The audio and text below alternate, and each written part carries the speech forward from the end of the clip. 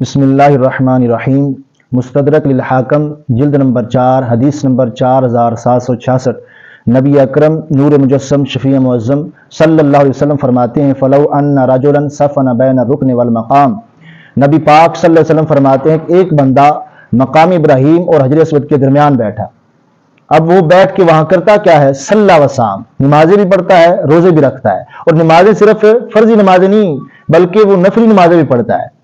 اور روزے جو ہے صرف فرضی روزے نہیں بلکہ نفلی روزے بھی رکھتا ہے، سارا سال روزے رکھتا ہے، تہجد گزار ہے، نوافل ادا کرتا ہے، پڑھتا رہتا ہے۔ تو رسول پاک صلی اللہ علیہ وسلم نے جب یہ صحابہ اکرام رضی اللہ تعالیٰ عنہ کو بتایا تو سرکار نے فرمایا ثم لقی اللہ، جب وہ مر گیا دخل النار، سیدھا جہنم میں گیا۔ اب کیا کمی تھی اس میں کہ خانہ کعبہ میں بیٹھا ہے، مقام ابراہیم اور حجر اسود کے درمیان، یعنی خانہ کعبہ کی بڑی شان ہے، اور پھر خانہ کعبہ میں بھی مقام ابراہیم اور حجر اسود جو ہے ان کی بڑی شان ہے، اور یہ بندہ ان کے درمیان بیٹھا ہے، اور وہاں فارغ نہیں بیٹھا، نمازیں پڑھتا ہے، روزے رکھتا ہے، روزے کی حالت میں بیٹھا ہے، نمازیں پڑھتا رہتا ہے، فرضی نمازیں پڑھتا ہے، نفلی پڑھتا ہے، تہجد پڑھتا ہے، اللہ اللہ کر رہا ہے، اس کی وہ جوانی اور ساری عمر ہی وہاں گزری۔ سرکار فرماتے ثم لقی اللہ، جب مر گیا دخل النار، سیدھا جہنم میں گیا۔ تو اس میں کمی کیا تھی؟ سرکار فرماتے ہیں وَهُوَ مُبْغِضُ لِأَهْلِ بَيْتِ محمد صلی اللہ علیہ وسلم، اس کے دل میں میری آل کے لیے بغض تھا، اس کی دل میں رسول پاک صلی اللہ علیہ وسلم کی آل کے لیے بغض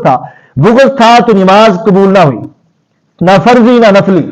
نہ روزہ فرضی قبول ہوا نہ نفلی ہوا، نہ اس کو تہجد کام آئی، نہ اس کو خانہ کعبہ کے دروازے نے بچایا، نہ مقام ابراہیم اور حجر اسود نے بچایا، نہ وہاں دن رات بیٹھ کے اللہ اللہ کرنا، یہ اسے کوئی کام نہ آیا۔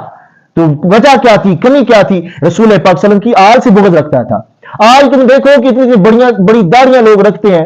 اور وہ اپنے آپ کو بڑا نمازی، پرہیزی، متقی، پرہیزگار ثابت کرتے ہیں، کرتوت یہ دیکھو تو کبھی وہ مولا علی رضی اللہ تعالیٰ عنہ کے خلاف بولتے ہیں، کبھی امام حسن پاک کے خلاف، کبھی امام حسین پاک کے خلاف، اور سرکار کی آل کے خلاف بولتے ہیں، تو ان کی نمازیں روزے قبول نہیں ہوتے، کیونکہ آج یہ حدیث ہے۔ اور ہمارے سادہ لوگ جو ہیں وہ سمجھتے ہیں کہ یہ بڑے متقی ہیں، پرہیزگار ہیں، نمازیں پڑھ رہے ہیں، روزے رکھ رہے ہیں، یہ حج کر رہے ہیں، زکوٰۃ دے رہے ہیں، پتہ نہیں کیا کچھ ان کو بناتے ہیں کہ یہ بڑے اللہ والے ہیں۔ یہ تبلیغ جماعت کو بڑا اللہ والا ہمارے لوگوں نے بنایا ہوا ہے کہ یہ بڑے اللہ والے ہیں۔ اب سرکار کی حدیث سامنے رکھیں اور دیکھیں یہ ہمارے سادہ لوگ مسلمان، سادہ سنی کہ سرکار صلی اللہ علیہ وسلم کیا فرماتے ہیں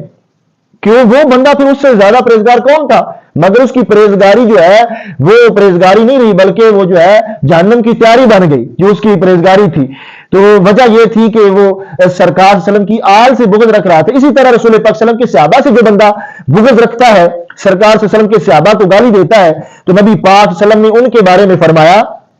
انہیں وعید فرمائی، انہیں پہلے تاکید بھی اس میں فرمایا۔ رسول پاک صلی اللہ علیہ وسلم فرماتے اللہ اللہ فی اصحابی، اللہ اللہ، اس سے پہلے اتقا کی فعل ہے، اور یہ تاکید رسول پاک صلی اللہ علیہ وسلم نے فرمائی کہ اصل میں کہا اتق اللہ اتق اللہ، اللہ سے ڈرو، اللہ سے ڈرو میرے صحابہ کرام رضی اللہ تعالیٰ عنہم کے بارے میں، لا تتخذوہم غارۃ بعدی، میرے بعد انہیں تنقید کا نشانہ نہ بنا لینا۔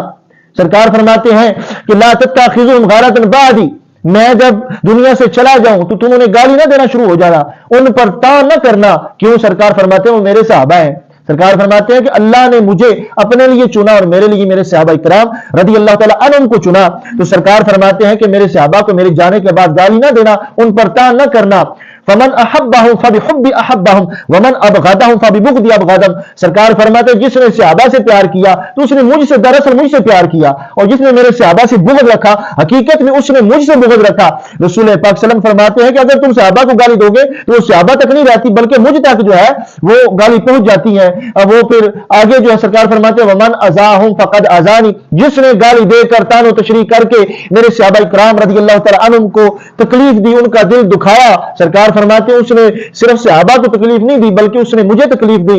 آگے فرماتے ہیں ومن اذانی فقد اذل، جس نے مجھے تکلیف دی اس نے اللہ کو تکلیف دی، اس نے اللہ کو یعنی غضب